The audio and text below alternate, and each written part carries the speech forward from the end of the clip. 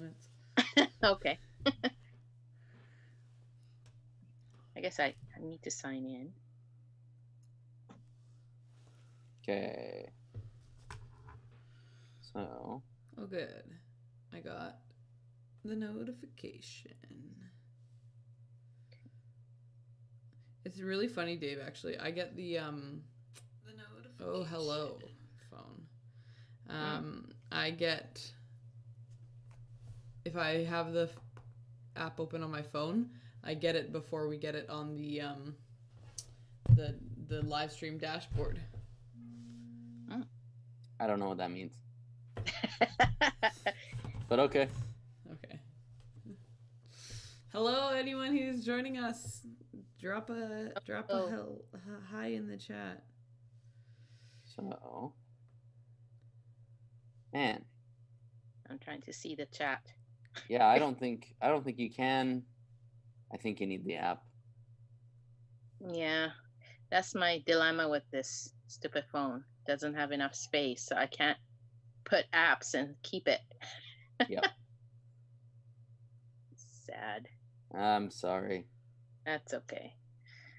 One day I'll have a different one. But allow me to do stuff. Honestly, like, yeah, I went as long as I could on my last phone, and finally upgraded on Black Friday, and so now I don't know. I think I went from 16 to 128 gigabytes or something. Oh wow. 16 to maybe 64. Anyways, yeah, big enough that I never have to worry about it anymore. That's nice. Like, it's actually been, it's been a big upgrade to my quality of life. I didn't realize how much irritation that put into my day until it was gone. Yeah. Are you guys both iPhone users? I am.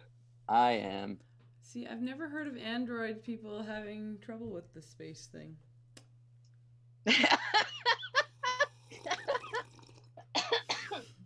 Not really. That's such a Android user comment.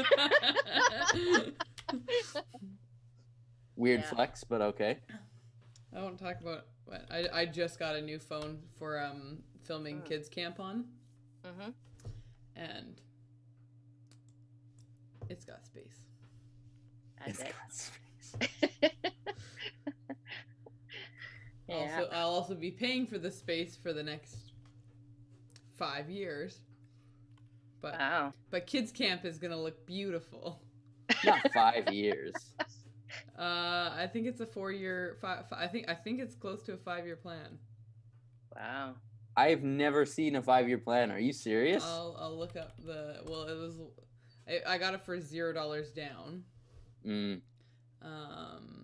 Maybe. I think you had the 5-year option for like the monthly payments, but like, what's the retail price for Huawei? Wow. I can't imagine. My phone actually, like, honestly, I use my phone as a camera more than I do like social media, anything else. Like, it's my camera, and I do love doing like photography and stuff. And so I've always like, I would love to get a DSLR one day, but I can't justify having a nice phone and a DSLR. So I'm like, well, if I combine them, then then I'm saving money. I see. That's how I justify it. You can't afford not to get a new phone. Wait, no, something got messed up here. Well, the church couldn't. No. Well, this phone is ridiculous, though. I literally just got it yesterday, so I was playing with it. It's got a 50 times zoom on it. Like, I could. Wow. It's not digital zoom? What? Is it a digital zoom? There's a 15-time optical zoom or something like that, and then from there it goes It's got like an AI zoom on it. I literally was sitting on my porch, and we have a building across from us, and I could see details through our neighbors' windows into like it was crazy. Or we're still in the pre-show now, so I can show. Okay, so you can talk about spying on people. No, the pictures I have it's outdoors. But okay, so like that's the picture I took. Yeah. Which way? Oh, that way. So there's a little bit of zoom. Wow. Yeah. I'm not gonna show the one inside a different unit's house. Wow. So there's more. Wow. Like it's like, why do you need that? At that point, it's just literally just something to be like, look at this gimmicky thing my phone can do. Of course, it'll be great for bird watchers. That's what they want. Bird watchers love the zoom.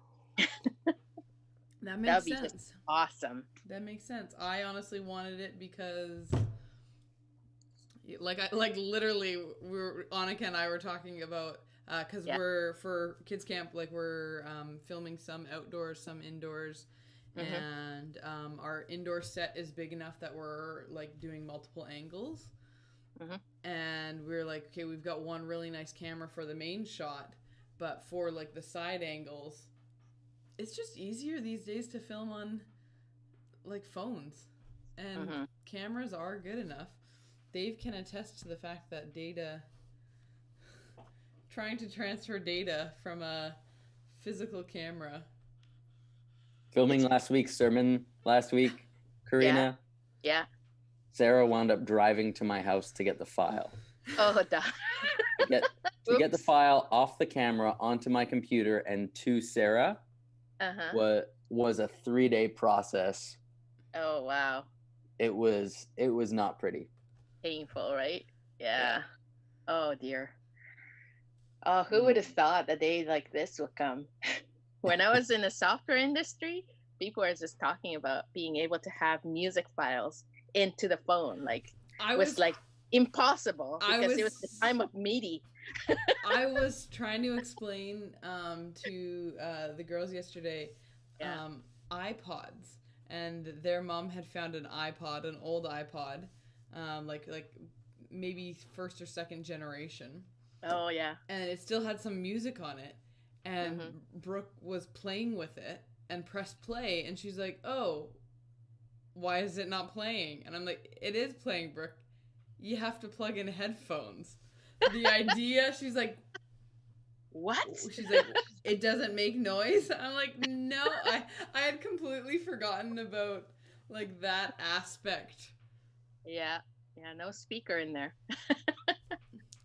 Oh, hi, Dad. So, my dad's here.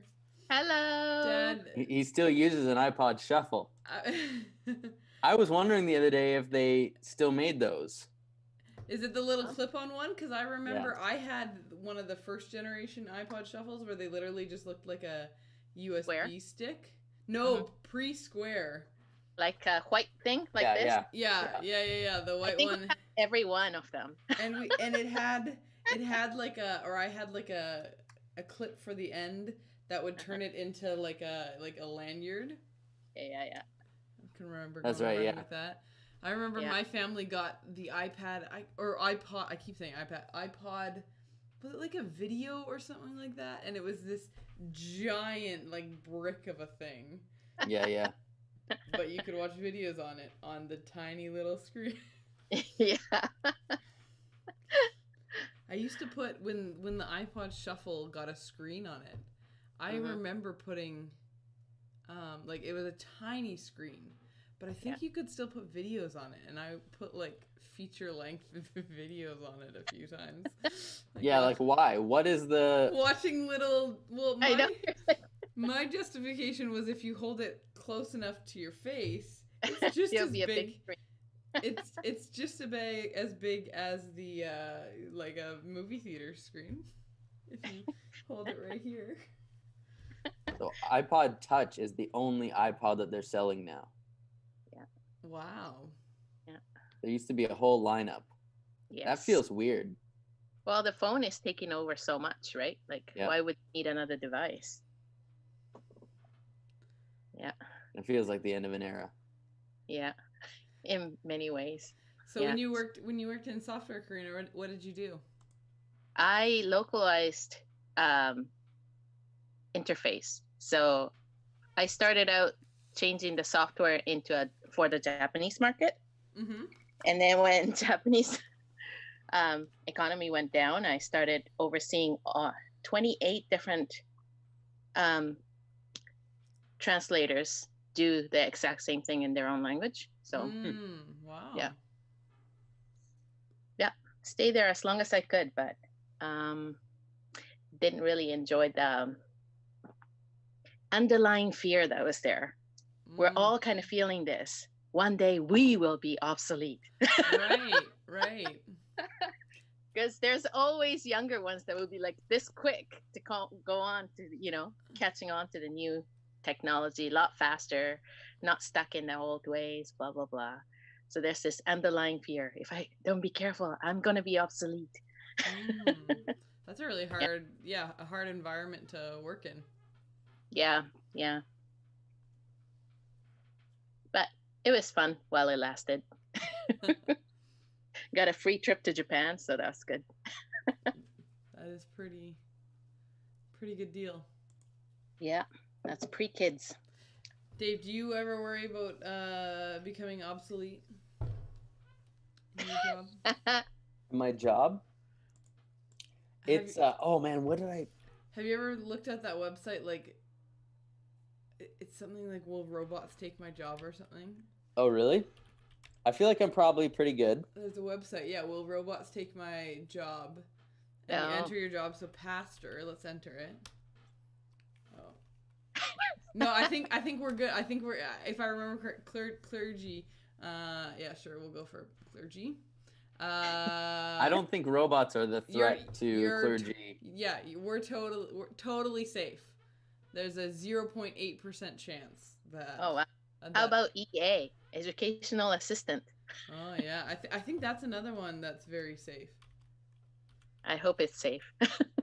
That's what I do now. So.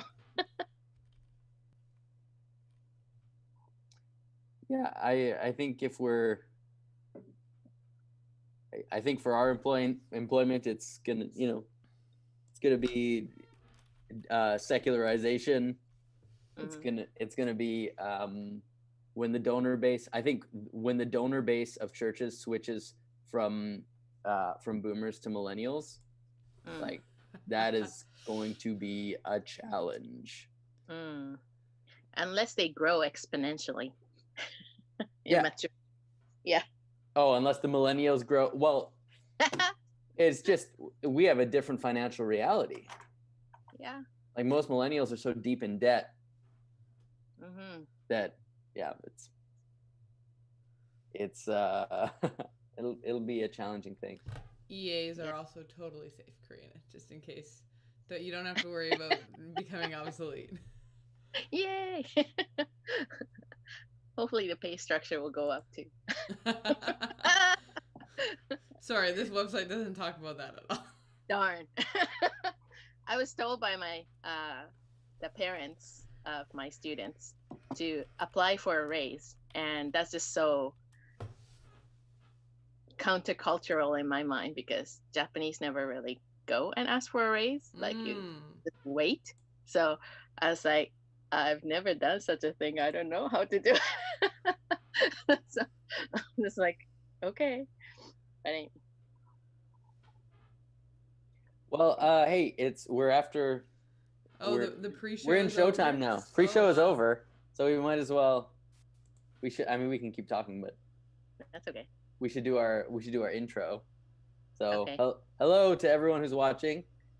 This is Virtual Coffee Time, which is a live stream thing that South Langley Church does. My name's Dave. I'm the lead pastor at South Langley Church. Up here. Oh yay! You did it, Dave. Nice work. Sorry, you were waiting. My name is Sarah, and I'm the director of children's ministry at South Langley Church, and also the one running the show behind the scenes. So, when I look over here, I'm doing something behind the scenes. And over here is our friend Karina. Karina, why don't you introduce yourself aside from your name, because I already gave that away. Okay. I'm Karina, and I've been going to South Langley Church for, believe it or not, I think it's 8 years now. This is our 9th year. It's kind of crazy. I still feel kind of new because there's a lot of people have been going there for a long time. But yeah, happy to. 8 years is a good run. Yeah, it's pretty good. It's been good. Yeah. And Karina and I share a bit of history. Karina was in Victoria for a long time. We have a lot of contacts in common. So. Yep, we do. More island people. Woohoo!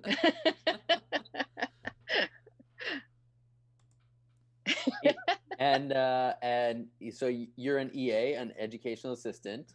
Yes, I am. And what else do you like to do with your spare time? I hardly have spare time, so I don't know how to answer that question. I like to read. I like to sing. I am still trying to learn violin with my son. He's surpassed me way far since I got injured, but I'm still holding on. That's your youngest, Yes, I have 3 boys. Yes. So, yeah. And the other day, Karina helped me out in a difficult situation I was in a video game, and she brokered a deal with another one of her sons, and I was so appreciative. I'm so glad you said brokered a deal. That made my day. It's true. Austin said, "Why doesn't she call me first?" And it's like, I don't know, because you're not on Facebook. Because Facebook is for old people, he said. I'm old. It's also like I don't know. I don't want to impose on people and bug them and be like, let me onto your Animal Crossing island. Yeah, and it also gave me an opportunity to have a business-like conversation with my son. I knew that he was playing, and I always hear the Animal Crossing going on. That is exactly the voices of the Animal Crossing characters. I was like, is that an actual language? But it's not. But anyway, yeah, so I thought it would give me a chance. So it did. Thank you for having a crisis. I was going to lose a lot of money. Yeah. So. Real money? No, bells. They're called bells. See, Dave, so they have something called the stock market in Animal Crossing, and I invested $3 million in turnips, and I bought at 80 or something like that, 90, and my island was selling at 42, and it was the last day before the stock market closed. Now, an important thing to note, Dave, is that the stock market is spelt STALK. Of course it is. Of course it is. So I was set to lose 1.5 million, and so my community of friends on Facebook, I met some new friends. Had Kim's daughter helped me out as well. It was actually a really cool opportunity to reach out and visit multiple different islands, shared the love. One of the things in Animal Crossing is you have a local fruit, and if you sell a fruit that's not local to your island, it's worth more. And so every island I stopped at, I dropped off some different fruit with people, and it was a community building opportunity. Wow, good for you. And that's what I like to do in my free time. My parents used to play Animal Crossing all the time as well. Oh, so, it was a family thing. Yeah, it was. My dad used to leave us scavenger hunts in in the town to do, or he'd help us pay off our mortgage and stuff. Really, Dad carried the whole family in that endeavor. My sister and I would log on, and there'd be like 900,000 bells just like waiting outside our house for us. Woohoo! Shopping spree. Yeah, exactly. Well, mortgage comes first, Karina. Oh, I Mainly see. because There you go. the same raccoon who holds your mortgage is also the raccoon who operates the general store, and he guilts you if you're not paying off your mortgage. Honestly, that should be a good setup. Like there should be a thing where, like, you know, that's not a good setup, Dave. That's called it like a monopoly. I don't know what it's No, called. I'm saying, like, if, like, say we could have a rule where, like, before, you know, the people who, like, the companies that process online shopping payments, like, before you send the payment through, a thing pops up and says, "Hey, just a reminder, this is how much credit card debt you have." Oh no. Yeah. Oh no. Yeah. Right? Mm-hmm. Yeah. Anyways, we so to anyone who's on right now, if you want to interact, you are encouraged to do that, and so you can drop in the chat. We got a small crew today. Drop in the chat. You can also text our number. Nice. The number's on screen. The number is on screen, and that will not everyone will be able to see that, but we'll call it out on the air. Let's do an icebreaker. Okay. Ready? Karina, you've been on, like, you've watched one of these before, right? Yes, I have. Yeah. All right, here we go. It is. Oh yeah, and don't forget to post a picture of yourself doing virtual coffee time at hashtag South Langley Church Online, or use hashtag South Langley Church Online. And even if you're watching this later, you could do that. Here we go. Ready? So whatever question comes up here, we'll talk about it.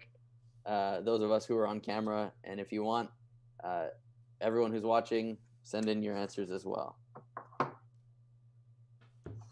Christoph appreciates my Animal Crossing discussion. Thank you, Christoph. This is quality content, he says. That's great.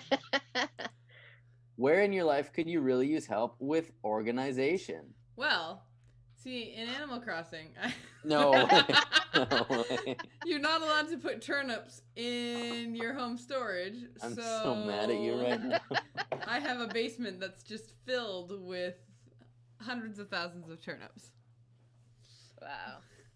So, sorry, what was it? Help with organization? Organization. Turnips. Yeah, and the funny thing is, I haven't seen anybody in Western, I mean, I should say North America, eating turnips, really. I mean, in Japan, we eat it all the time in all kinds of things, but it's like, you guys don't eat turnips, really, do you? I've had them a handful of times. Yeah, did you like them? Like, if you asked me to draw a picture of a turnip, I don't know if I could. They look like... It's a root vegetable, right? Are turnips... Yeah, it looks like white beets. Are turnips like parsnips? Okay. Or are parsnips more like... Well, it's a root vegetable, so... Yeah. I've probably had them in, like, a root vegetable mix. We love... Western culture loves, like, root vegetable medleys. Yeah. Yes. That's true. That's true. Just assorted... Roasted root veg with like, some chicken. That's a good dinner. Yeah. Organization. I mean, I feel like this is kind of like a little bit maybe like stereotypical right now. Are we having special guests join us, Dave? No, I'm just... Oh, you're just looking at your room I'm for looking inspiration? around my room being like, right here. Yeah, I won't show you the mess that is going on. I need blanket organization. I literally just have stacks and stacks of blankets right off camera. No, I was gonna say like work, life, play balance. Because of like working from home. Like, you know, struggling with like right now my setup is like, if I'm able to, I work at this desk, but often if like my husband John is home, then he's sitting here. So my other place to work is at the kitchen counter. And my place to like, okay, my mental like sign like, hey, it's relax, it's hangout time, is I move 2 feet from the kitchen counter onto the couch. And if it's like my prayer time or my devotional time, I move another 2 feet over to the kitchen table. And that's how I'm like trying to like cue myself. But sometimes I just don't feel like sitting on the couch. And so I find myself sitting elsewhere, and then my brain is like, oh, what are you doing? Like, well, if we're not like, well, we might as well be doing work. And so fairly often I'm, I'm like, well, I've got nothing else to do. I might as well do work. And I enjoy my work a lot. And so what's the harm in that? But, it's probably not the best idea to be just always defaulting to working. So is that it feels like organization. It feels like a mental and a physical space organization. Yeah. What do you think, Karina? Well, my struggle is just organization in general. So like physical stuff. And the past, since we moved here, we went from minimalist to suddenly having a house and having to fill it. So having filled it and then running out of time to actually do organization, there's lots of things that are just kind of left as they are. That's always the hard part. But our challenge this summer is that since, COVID thing kind of forces us to be closer to home, is for us to actually organize the garage. That's been just like, poof, it's like it's a good goal. So hopefully that will happen. Do you have somebody in your family who's like really good at organization? Or the person who's hardly home. Oh. He's a trucker, so that's why he's not home. So at least he doesn't have to see all the bomb going off. But yeah, sometimes he gets home and he sighs and then quietly starts cleaning, organizing, and I feel bad because I know he's really physically tired. But yeah, his love language is service, so I feel so loved. Oh, there you go. What's your love language?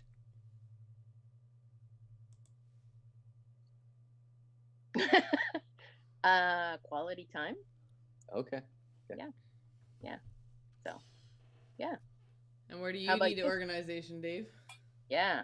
Yeah, it's probably just our physical space, just our house. We like when we moved into this house about 2 years ago, 2.5 now, we moved like within a couple weeks of some friends, and so they helped us move and we helped them move, and like our move took the whole day, like so many loads.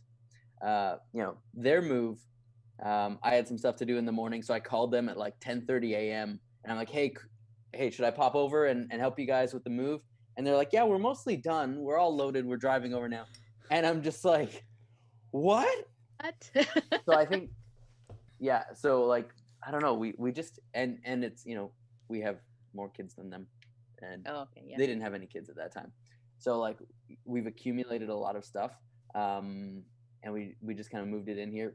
I think the hard thing for us right now is we organize every day, but then the kids disorganize everything, right? Like they just spread everything around the whole house. We get to the end of the day and we do a big cleanup just to get to zero, right? Just to get to baseline.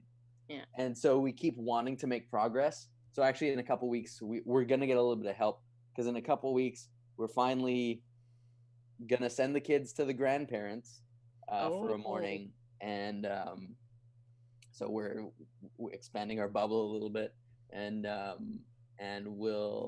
Justine and I will go crazy with some organizing and some throwing stuff out for a morning, and we'll see how far we get. So that's Monday. So Look like you're excited about it. honestly, like it's so good, right? Like I feel like if I can get a couple of boxes of stuff out of this house, like it feels like a weight off my shoulders. Mm-hmm. I hate clutter, but I also hate cleaning. So Yeah. But once it's done, like I feel so good. Yeah. Mm-hmm. Yeah. I think it's kind of hard for some people to kind of grasp that things are weighing, like it weighs on you. Yeah. A lot of stuff. Yeah. I'm from Japan, so like a lot of people just are into accumulating stuff, and they think having lots of stuff is actually, fulfillment. You mean in Japan? Yeah, believe it or not. Yeah. Really? Yeah. Huh. I mean, traditionally they're not like that, but modern Japanese are much more materialistic. So yeah, so there's this kind of stuck in between, right? Like traditionally I shouldn't be doing this, but having lots of stuff makes me feel good. And then they just kind of forget that having all this stuff in the house makes you feel bad. Yeah. It's really interesting, like working with some younger kids like in schools now, and how they try to, or at least the school that I work like most closely with, they actually try to like teach more concepts of like a tidy space equals a tidy mind. The girls that I work with, like their classrooms, well, when one of them was in kindergarten, like their classroom was like very, like there was very minimal amount of things in there, and not a ton of toys, not even things like the brightly colored alphabet letters on the wall, or like some things that I always like associated with like a kindergarten class. Interesting. And now I hear them say it all the time. Like it doesn't come naturally, but as soon as you mention like, oh, like now that we're homeschooling, it's like, oh, the dining room table is getting a little bit messy, and they'll and the youngest will be like, oh, we should tidy. A tidy space is a tidy mind. And and then she goes through the process and she's like, that is much better. Now, her struggle is that her idea of tidying is often just like throwing things away. And then that afternoon it will be like, so where's your pencil? And she's like, I don't know. Like, okay, so we need to work on this tidying thing. Like it's not just moving things either it's like she just throws stuff away, or she just doesn't care where it gets put, and it just moves from one location to a different one, and then we're just hunting for all the stuff that she's tidied. Yeah, having a place for each thing is very helpful, right? But it's getting there. Yeah, getting there is so hard. Like I dream of the day when I have like this walk-in closet that's right here in my room. Like I want to have like Rubbermaid bins that like perfectly fit the shelves and are labeled and everything. Like that's, oh man, that would be so good. I don't know if we'll ever get there. I think one day we will, like when the kids move out. Only like 18, 20 years to go. Well, you never know, 17. You have to start a little bit at a time and keep building on it. And one of them is probably built like you. One day he'll be like, ooh, this makes me happy. I was going to say, like, is Connor like particular about like his art supplies or anything like that? Yeah, Connor is, he is. Oh, you know what, guys? I'm getting a phone call that I have to take. Okay. That's fine. Okay. Sorry, guys. That's fine. Karina, are any of your boys like more organized than the others? Yeah. Austin's more like Frank. So yeah, I can see that. So when I ask him to do certain things, he gets it done to the T, right? Okay, so not bringing it back to Animal Crossing, but now that Dave's gone, I actually like noticed that when I like came onto his island and he had like, it's all tidy, right? I mean, he needed to do some weeding, but he had like fences around, like he had nice flowers out and he had fences around the flowers, and you could kind of like, he had like fruit trees in one area, and like I haven't taken the time to do any of that. I've maybe planned like, like my house is surrounded by 2 waterfalls. Like I'm more like, what would be fun? Not at all convenient, because that means every time to get to my house, I have to jump over. I haven't built a bridge because I don't want just anyone coming to my house. Yeah. So I have to jump over a river to get to my Animal Crossing house. But like it was just too funny to log on and see, like. Austin, you can see personality, more. Right? Yeah, exactly. Yeah. Welcome back. I leave for 2 seconds, and you're talking about Animal Crossing. Well, we were talking about very popular. It's very popular, Dave. It's what the young people are talking about, and the not so young. And it's also, well, we were just talking about how when I visited Austin Island, it was funny because he had like fences around his flowers, and you could tell that Karina was just saying that Austin is a little bit more organized, like Frank. Oh. And I could, when I visited, I got a sense of that. Meanwhile, my island is more just like what's going to be the most fun, or maybe like looks cool, but no rhyme or reason to how it's organized. That would be more Nicholas. Yeah. Nicholas and I are kindred spirits in that way. What was that game we were playing once? And he had like no Dominion. Is that what it's called? Yeah. And his like he didn't really have a strategy. His strategy was just like to buy the most of this one thing, and he still almost ended up winning. Yeah. Like, and everybody gets all angry. Yeah, everyone else is trying to be like strategic and organized. And he's just like, no, I'm just gonna force my way into victory. Yes. Hey, so should we talk about Sunday's sermon? Yeah, sure. Yes. Okay. I must say that was very timely, to be talking about that, especially in what's going on in the world right now. Yeah. And then how just wait till this Sunday. I was gonna say this next beatitude. This Sunday, like even justice, is it? Yeah. Yeah. So, Carolyn, Carolyn comes in and she says, "Came late and you are still on pre-show. Yay, Carolyn! This is show. This makes." I know that we're talking a bunch about Animal Crossing, and that seems like something that belongs in the pre-show, but no. This is apparently the content. This is the state of South Langley Church right now. We go with where the spirit leads. No, the spirit leads. Well, Austin and I were talking about like setting up like a South Langley like Animal Crossing hangout, because you can have multiple visitors all at the same time. That'd be fun. Yeah, right? Help each other out. Anyways, Jesus says, "Blessed are those who hunger and thirst for justice." And so that's, planned the sermon series, and we were just like, let's do a beatitude every week. And this is where we wind up right now. And so, it's it's a challenge because there are some quite pointed things that one could say.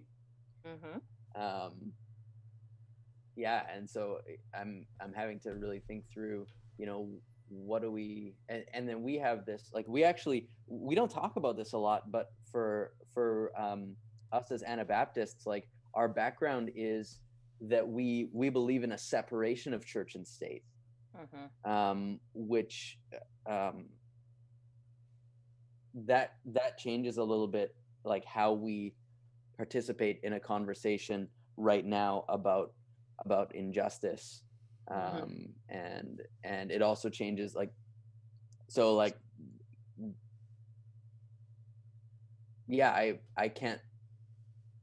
I would not feel in good conscience that I could say things that are too partisan from stage. Other traditions would be more okay with saying some more partisan things, but that's not kind of our ethos coming out of the Anabaptist tradition.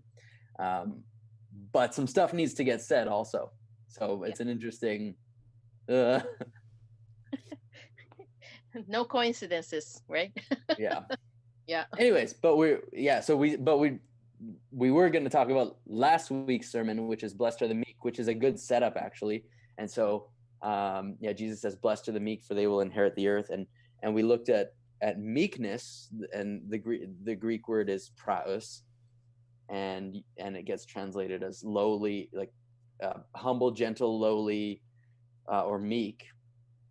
But we looked at it through the lens of the two people who are described as meek in the Bible. One is Moses, and one is Jesus.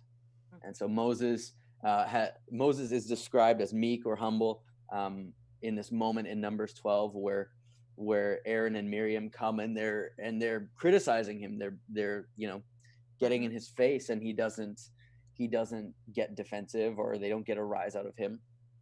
Because he's got sort of this, I argued, he's got this kind of inner security. And then we see Jesus, and he says, come to me, all you who are weary and heavy laden, and I'll give you rest, for I'm humble and gentle, or I'm meek in spirit, and you'll find rest for your souls.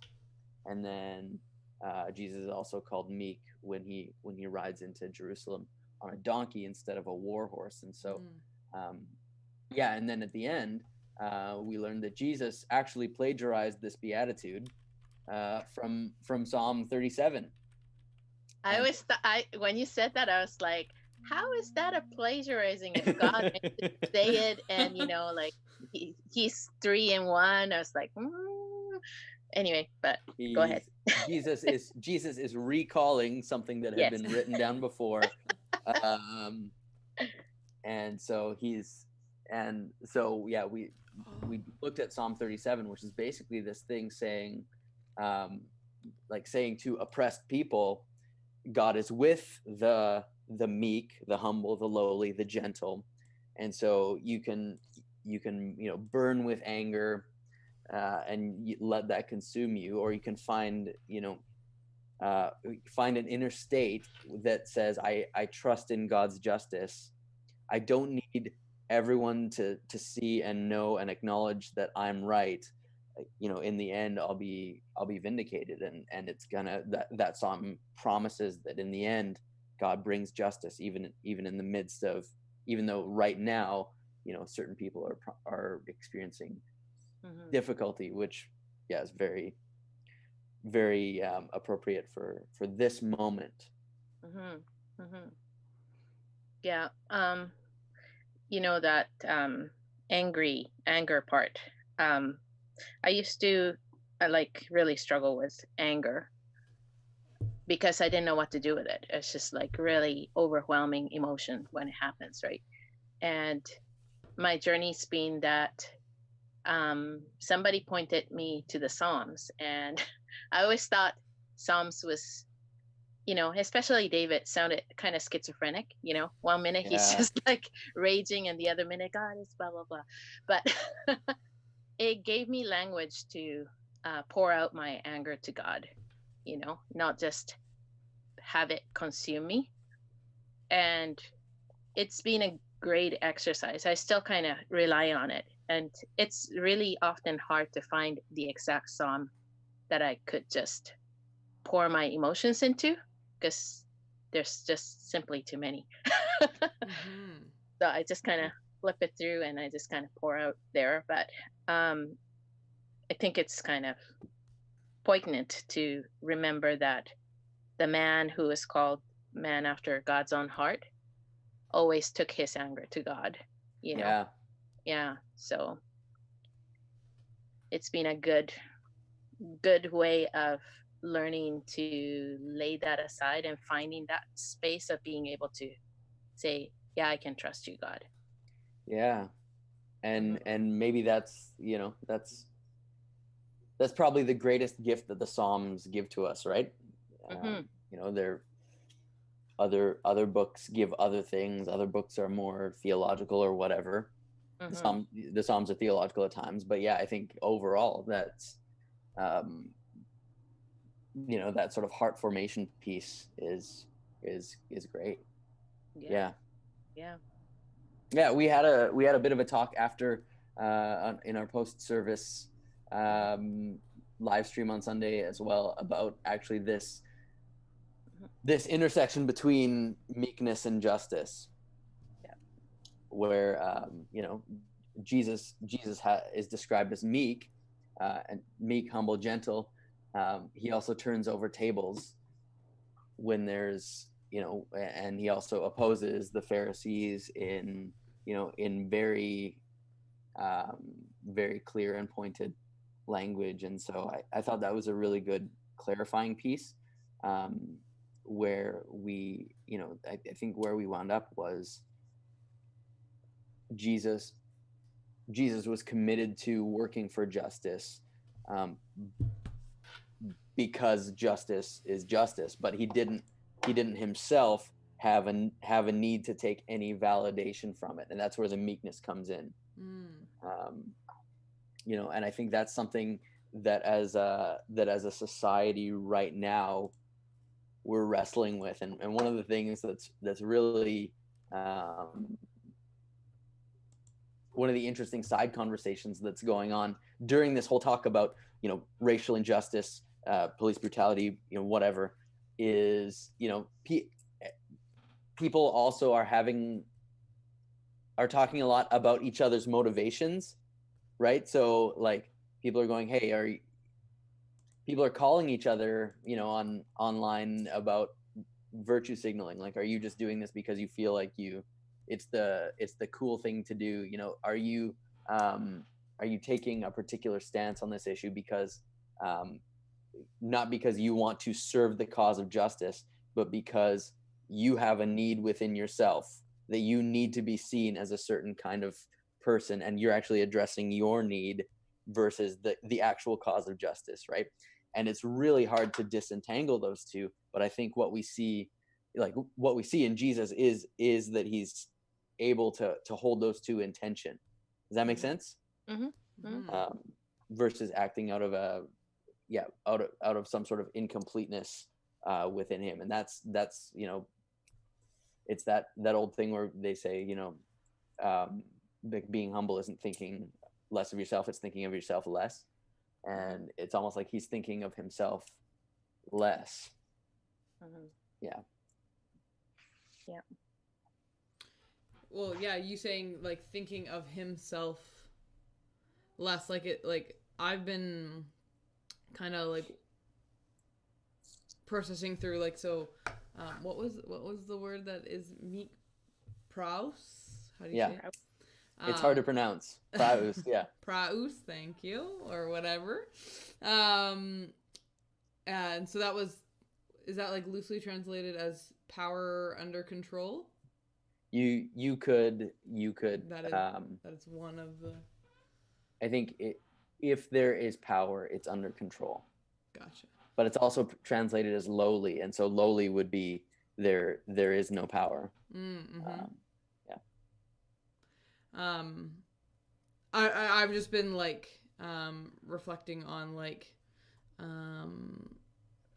it's just interesting how like Jesus has power, but he always, you know, points back to God.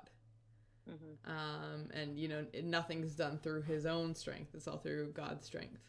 And you know, thinking of like John the Baptist, you know, like, or you know, and just like different people, like just always like pointing back to God, and like talking, you know, kind of like talking like you know, like he must increase and I must decrease, which is kind of like what you were saying, Dave. So but there's this it's almost like a security, right? It's a security piece where you don't need to you have a completeness inside that says I'm not what matters, like God is what matters. And so then you're able to engage differently in the world around you. Yeah, interesting that you say completeness. So it's sort of like what they say, shalom, right? Like, Yeah. yeah.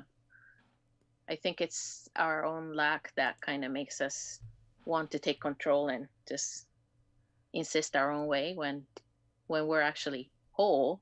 Yeah. The need for doing that goes away. Totally. Yes.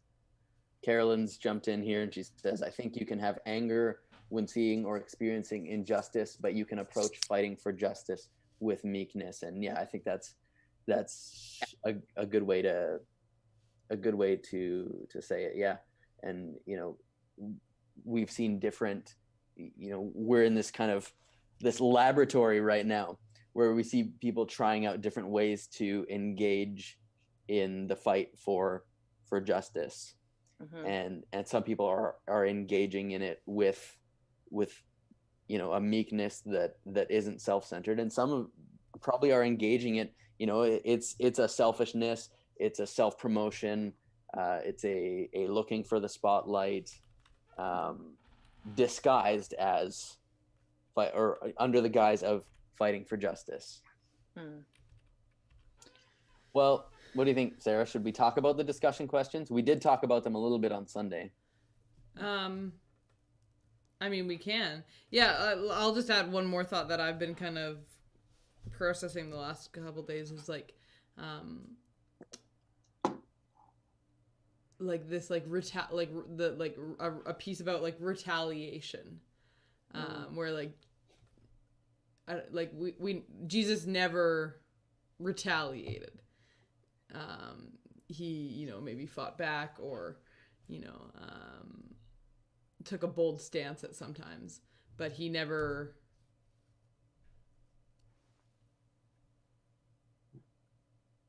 attacked for the purpose of like revenge. Yeah. Which just again, I think all of us are, the world right now is just like it's so much to comprehend. Like that's what John and I have been spending a lot of time talking about, just like trying to figure out how to process everything that's going on. It kind of it makes this conversation more real than maybe it has been in the past when I've looked at the Beatitudes. Yep. And even just like from 2 weeks ago, looking at the Beatitudes, things have changed. But we can move on to the discussion questions, Dave. One of them has been on screen for a while. How do we see Jesus embodying meekness? That's okay. We've been talking about that. Yeah. Yeah. Maybe I was trying to think of moments when Jesus was not meek. Well, in the temple, so that's what came up on Sunday. Like Jesus in the temple, flipping tables is not usually a behavior that you would associate with meekness. Yeah, I think what we were saying on Sunday was but he did that out of a commitment to what was right, not a commitment to being the one who is right. Yeah. But I'm thinking of there's the time where Jesus says there's like a confrontation, and Jesus says to I think it's a man who can't walk, son, your sins are forgiven. And people are like, the religious leaders are like, how only God can forgive sins, how dare you say your sins are forgiven? And he says,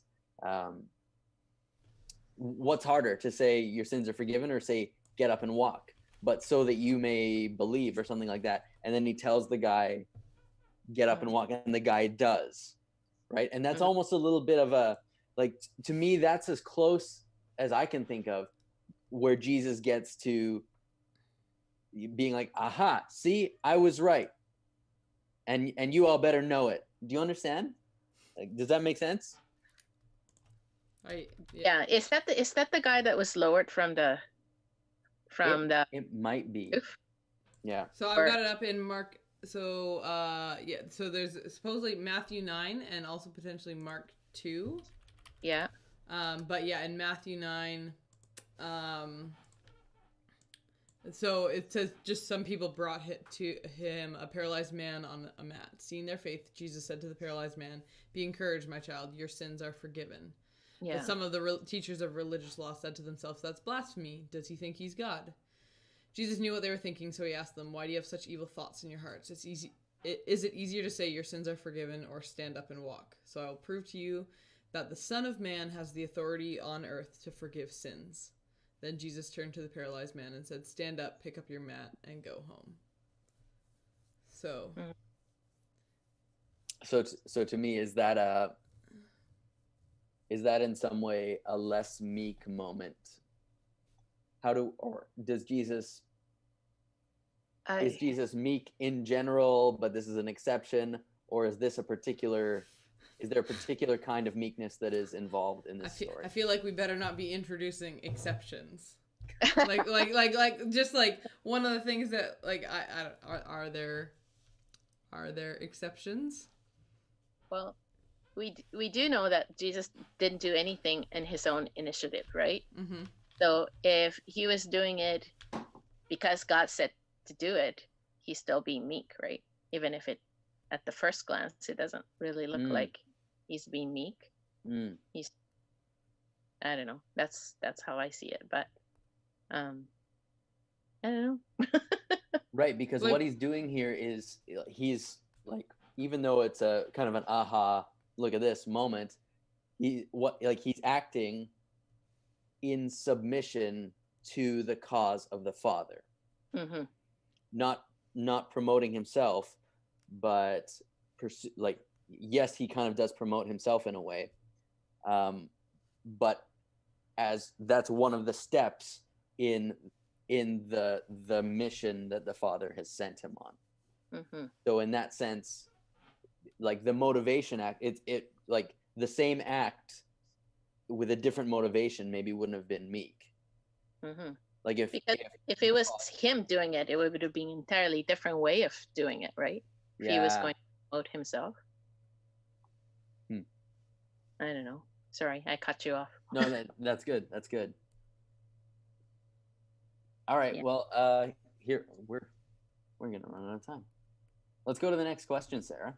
Okay, our next question is: in a world where the high and mighty often win, in what ways does meekness actually triumph?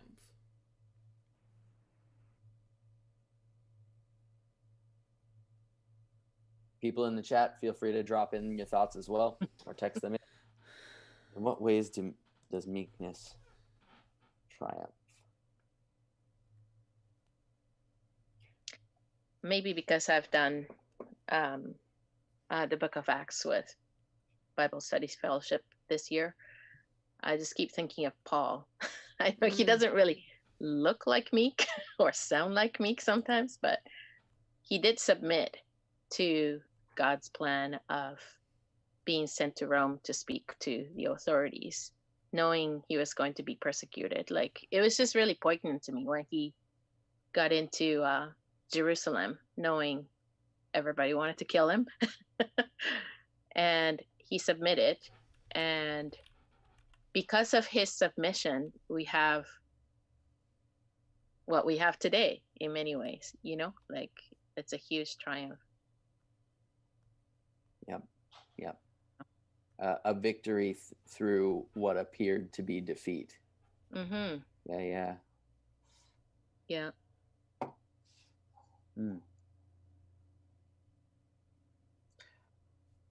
Have you guys read the book David and Goliath by Malcolm Gladwell? No, but I would like to. It's a really good book. It's mostly not about David and Goliath, but it is a little bit. It's about power, actually. I thought you were just going to end your sentence with, have you read David and Goliath? I was like, yes. Yes.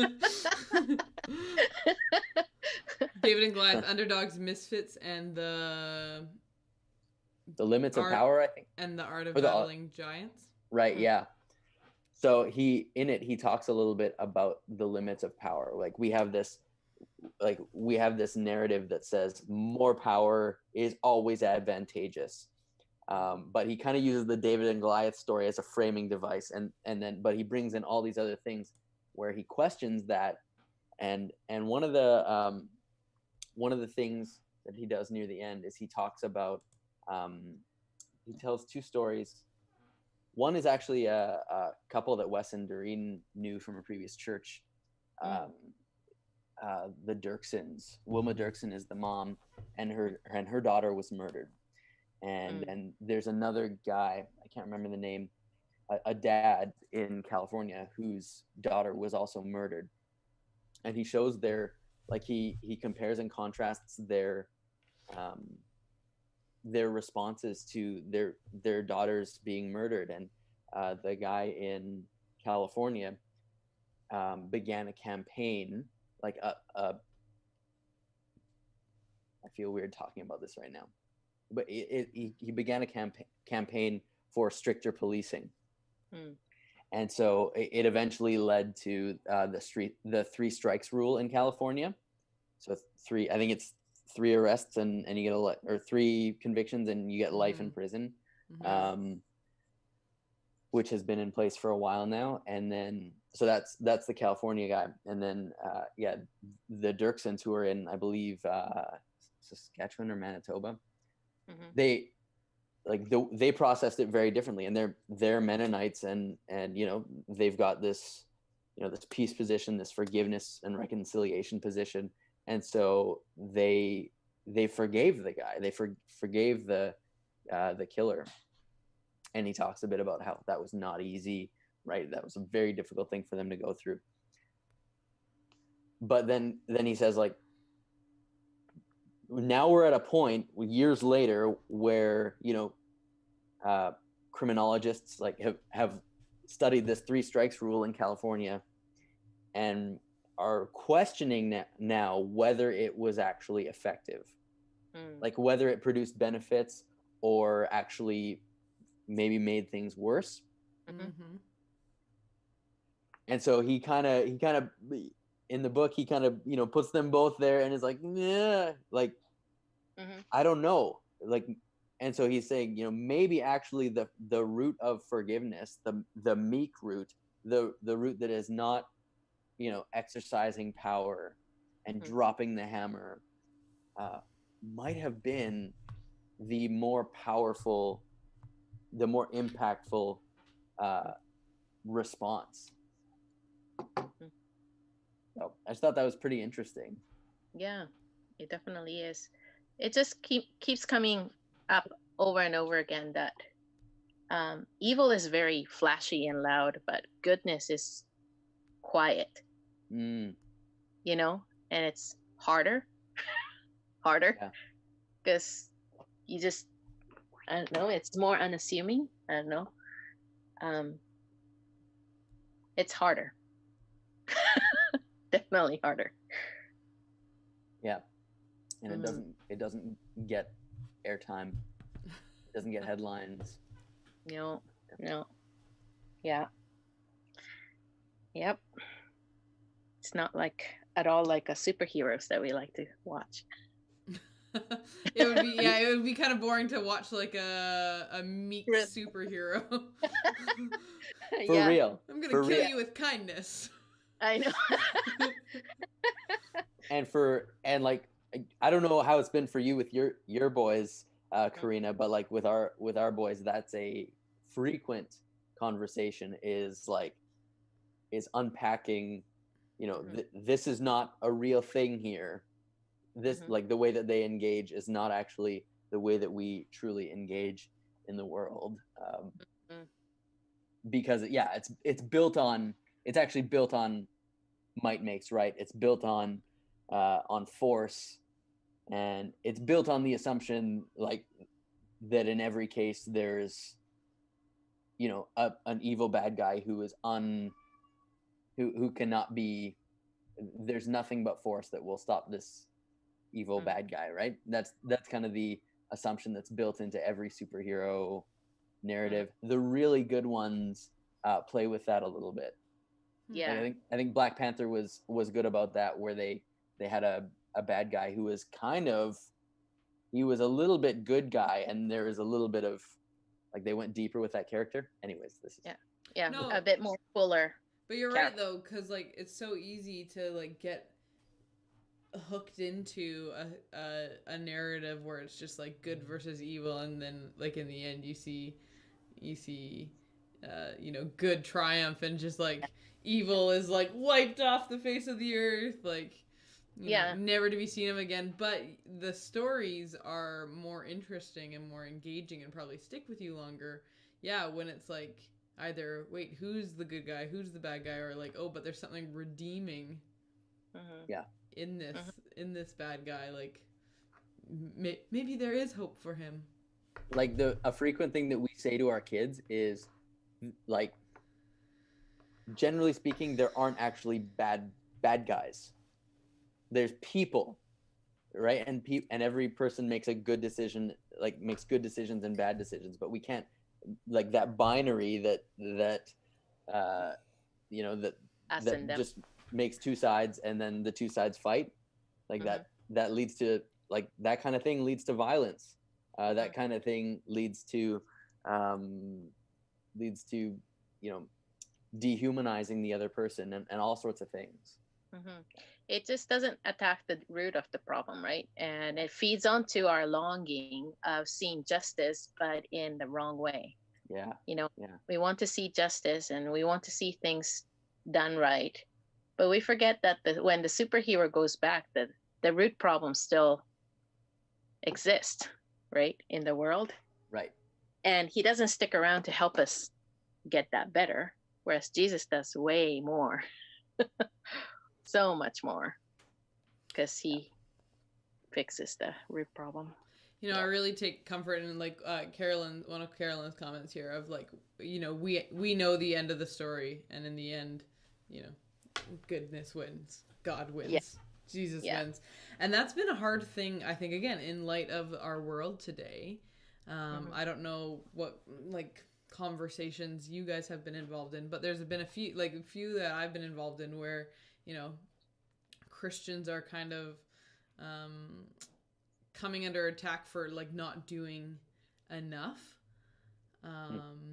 and not being vocal enough, or in one of the conversations I was in, it was kind of like for only praying about it, and like that one was a hard thing for me to swallow, because it was like,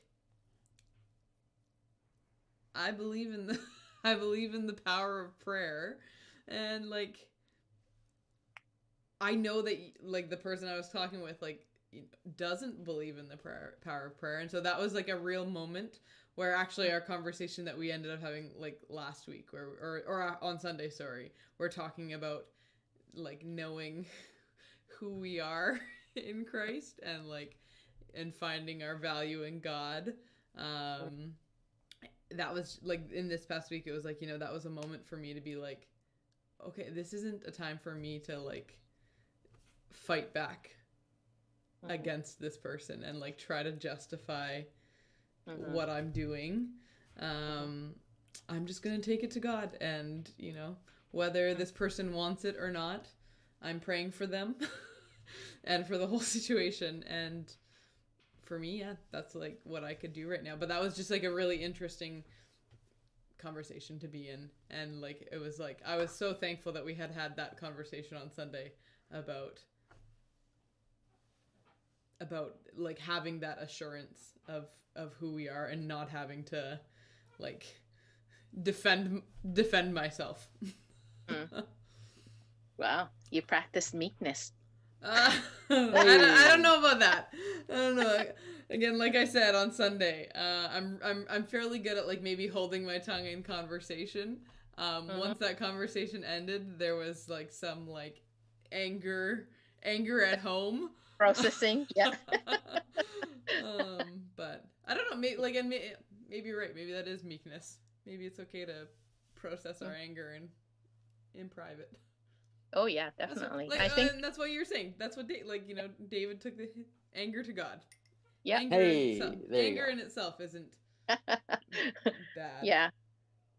Because I mean, I've been there, and it's also like it becomes your own internal narrative, right? When you just say, you feel like if you don't say anything, then you're gonna say to yourself, "Yeah, prayer is the smallest thing you can do." And it's like, no, it's the best thing you can do. It's not the least that you can do. It's the best you can do. But the other person doesn't know, so you can't really convince them, right? Yeah. Yeah. So to lay that down took some courage, I think. Yep. I can't see the comments, so I'm sorry. Yeah, Carolyn just said that I think the criticism of Christians not doing enough is fair. It may not reflect the reality, but it is fair. How often has the church been involved in systemic racism? Here in Canada, I think of residential schools. Yeah. And you're not wrong. Yeah, like, again, that's what makes it tough. And again, Carolyn, I agree with you. Carolyn also said when we were back talking about superheroes, Carolyn said it's tempting to want the Avengers to show up in the south of us this week. Yes. Yeah. But that's not going to necessarily fix the actual problem, unfortunately. Wow, Christoph Lane Truth. Oh, do we have a special visitor? They're just they're like scratching at the door. They're like a little kitten. I'll just read this comment for you, Karina. Christoph says, perhaps humans are not compatible with power. The entire arc of the Old Testament seems to reflect this reality. I guess this is why we need Jesus, the perfect manifestation of selfless love. Hey, that's pretty good. And that's kind of where we're going on Sunday. Yeah. I think power corrupts. Yeah, I was just thinking that. I was like, what grade 8 socials or something like that. Power corrupts, and absolute power corrupts absolutely. Yeah. Yeah, and God, I mean, Jesus is the only one that can manage that benevolently, right? Like, just, if any human could do it, he didn't have to come and die for us. Right. Yeah. Well, hey, we should probably leave it there. Yeah. We're at noon. Yay. Thanks, everyone, for tuning in. Thank you, Karina, for having me. Yeah. It was good. It was good to see you, see your face. Yes. For real. Yeah. Thanks. So everyone, we'll be online Sunday, 10 a.m. And you can leave some time afterwards to stick around for another conversation, kind of like this, and we call that the foyer. And so, hope you have a good week till then. Do pray for what's going on in the world right now, and you know what? Look for other ways to help as well. Yeah? Yeah. Okay. Thanks very much, everyone. We'll see you later. Bye.